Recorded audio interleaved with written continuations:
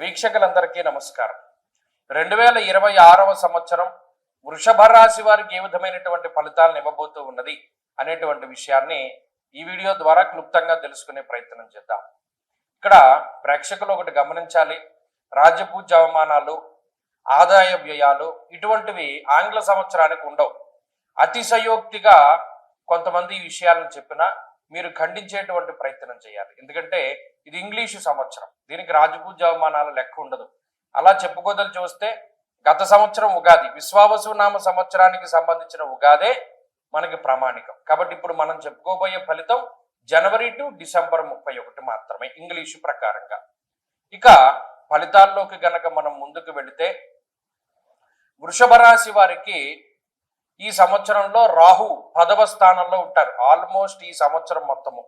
అలాగే సంవత్సరం చివరిలో డిసెంబర్ నెలలో 9వ స్థానంలోకి వెళతారు. కాబట్టి పూర్తి స్థాయిలో రాహు యొక్క బలం ఉన్నట్టే లెక్క.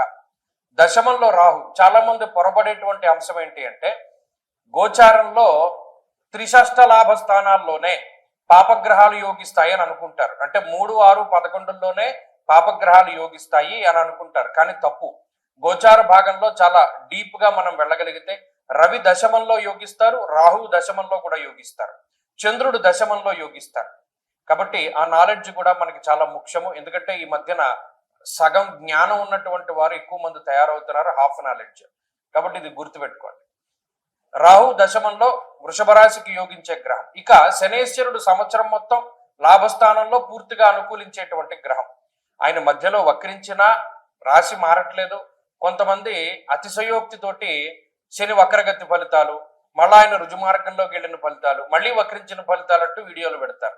అది మిమ్మల్ని కన్ఫ్యూజ్ చేయడానికి తప్పితే ఏం కాదు, ఉత్త వాళ్ళ వ్యూస్ పెంచుకోవడం. కాబట్టి శని అక్కడే ఉంటున్నారు, ఆ ఫలితాన్ని ఇస్తారు. ఇక గురువుతోనే కొంచెం సమస్య. ఆయన జూన్ 2వ తారీఖున తృతీయ స్థానంలోకి వెళ్తారు. అంటే జూన్ 2 వరకు గురుబలం ఉంది, ఇది గమనించాలి.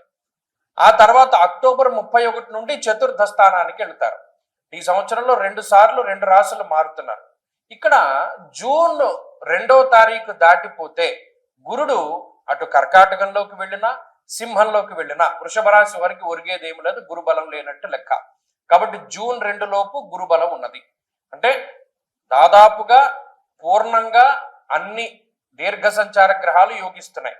దాదాపు 70% బలాన్ని కలిగి ఉన్నటువంటి రాశి ఈ వృషభ రాశి. ఈ సంవత్సరంలో 70% శుభ ఫలితాలను మనం ఆశించవచ్చు. ముఖ్యంగా లాభస్థానమందు శనేశ్వరుడు ధనధాన్యాలని అభివృద్ధి చేస్తారు. దీర్ఘ సంచార గ్రహం ఆయన లాభస్థానంలో పూర్ణంగా యోగించి ఇల్లు కట్టుకునేటువంటి విధంగాను, విదేశీయానానికి ఎవరైనా ప్రయత్నం చేస్తూ ఉంటే వేరే దేశానికి వెళ్ళేటువంటి విధంగాను, లేదా వేరే దేశంలో స్థిర నివాసం ఏర్పాటు చేసుకునేటువంటి విధంగాను అటువంటి వాటికి అవకాశాన్ని కల్పిస్తారు. అంటే విద్యా సంబంధమైన, ఉద్యోగ వ్యాపార సంబంధమైనటువంటి విదేశీయాన విషయాలన్నీ కూడా వృషభ రాశి వారికి యోగిస్తాయి.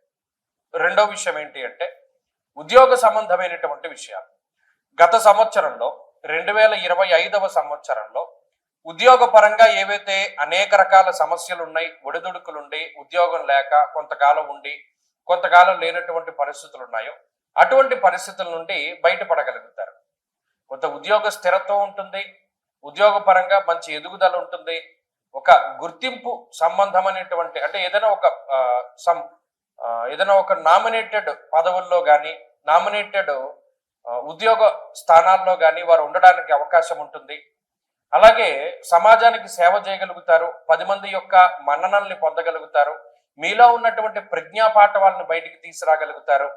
అలాగే కొత్తగా ఏదైనా విషయాలు నేర్చుకోగలుగుతారు. ప్రతిదీ హాఫ్ నాలెడ్జ్గా కాకుండా పూర్తిగా మనం చేయాలి అనేటువంటి దృక్పథాన్ని కలిగి ఉంటారు, ధైర్యంగా ఉండగలుగుతారు. అలాగే శుభ కార్యక్రమాలు చేయగలుగుతారు. చాలా ముఖ్యమైన విషయం ఏంటి అంటే వివాహాది శుభ కార్యక్రమాలు, సంతాన సంబంధమైనటువంటి విషయాలు బాగున్నాయి. గృహయోగం ఉన్నది ఈ సంవత్సరంలో, వాహన యోగం ఉన్నది.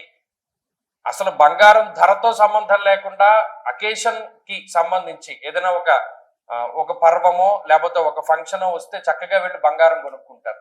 ఇంత డబ్బు ఉంది ఇప్పుడు కొనాలి, ఇంత రేటు ఉంది ఇప్పుడు కొనుక్కోకూడదు అనేటువంటిది ఏమిలా.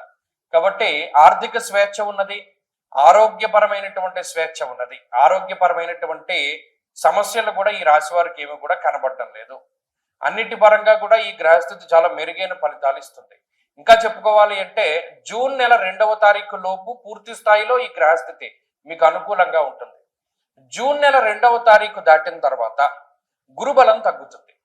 అతిక్లేశం, బంధువైరం, దారిద్ర్యం, దేహపీడనం అన్నది శాస్త్రం. ఉద్యోగపరమైనటువంటి సమస్యలకి, బంధుమూలకంగా ధనాన్ని ఖర్చు పెట్టడానికి, లేదు బంధువులతోటి మాటపట్టింపులు ఏర్పడడానికి, వాటికి మాత్రం జూన్ 2 దాటిన తర్వాత కొంత సావకాశం ఉంటుంది. అలాగే అక్టోబర్ 31 దాటిపోయాక చివరి 2 నెలలు, సంవత్సరంలో చివరి 2 నెలలు కూడా అర్ధాష్టమ గురుడు ఫలితాన్ని ఇస్తారు. కాబట్టి ఆ సమయంలో యాచనం బుద్ధి చాంచల్య అనగా స్థానచలనానికి అవకాశం ఉంటుంది. ఓ ప్రాంతాన్ని దాటి వేరే ప్రాంతానికి వెళ్ళడానికి అవకాశం ఉంటుంది. అంతేకాకుండా బుద్ధి స్థిరత్వం ఉండదు. కాబట్టి సంవత్సరం చివరి 2 నెలల్లో ఏదైనా నిర్ణయం తీసుకోవాల్సి వచ్చినప్పుడు తీసుకోకండి, వాయిదా వేసుకుంటూ ఉండండి. అలాగే ఈ లోపల ఈ సంవత్సరంలో ఏదైనా ముఖ్యమైనటువంటి ఈవెంట్స్ ఏమైనా ప్లాన్ చేయదలుచుకుంటే జూన్ 2 లోపులోనే ప్లాన్ చేసుకోండి. అప్పుడైతే 90% మీకు గ్రహాల తాలూకు అనుకూలతలు ఉంటాయి. ఇప్పుడు ఈ సంవత్సరంలో ప్రత్యేకించి మరి దీర్ఘ సంచార గ్రహాలు ఆల్మోస్ట్ యోగిస్తూ ఉన్నాయి. కాబట్టి దీనికి తోడు జాతకంలో ఉండేటువంటి దశాంతర దశలు యోగించినా కూడా అద్భుతమైనటువంటి ఫలితాలు వస్తాయి. అంటే జాతకంలో దశలు అంతర్దశల్లో యోగదాయకమైనటువంటివి నడిస్తే ఇంకా దీనికి రెట్టింపు ఫలితం వస్తుంది. కాబట్టి ఈ సంవత్సరం మంచి సంవత్సరము. మరిన్ని శుభ ఫలితాన్ని పొందాలి అనుకునేటువంటి వృషభ రాశి వారు ఏం చేస్తారంటే ప్రతి నెలలో కృత్తికా నక్షత్రం వస్తుంది. ఆ కృత్తికా నక్షత్రం రోజున సుబ్రహ్మణ్యేశ్వర స్వామి వారికి సర్పసూక్తంతో అభిషేకం జరిపించుకుంటూ ఉండండి. అలాగే ఇంకొక విషయం గుర్తుపెట్టుకోండి, మౌనంగా ఎక్కువసేపు ఉండడానికి ప్రయత్నం చేయండి. వీలుంటే గురువారాలు మౌన వ్రతాన్ని పాటించండి. ఉదయాస్తమానం అంటే ఉదయం 6 గంటల నుండి సాయంత్రం 6 గంటల వరకు మౌన వ్రతాన్ని చేస్తూ ఉండడం వల్ల మౌనేన కలహం నాస్తి అన్నారు. అంటే మౌనము వల్ల కలహము రాదు. కాబట్టి ఏదైనా చిన్నపాటి సమస్యలున్నా, చిన్నపాటి కలహాలు ఉన్నా ఆ మౌనము వలన ఖచ్చితంగా మీకు ఆ సమస్యల నుండి విముక్తి దొరుకుతుంది. కాబట్టి ఈ సంవత్సరంలో అద్భుతమైనటువంటి ఫలితాలని మీరు పొందడానికి ప్రయత్నం చేస్తూ ఉండండి. భగవంతుడి యొక్క అనుగ్రహం వల్ల మంచి ఫలితాలు రావాలి.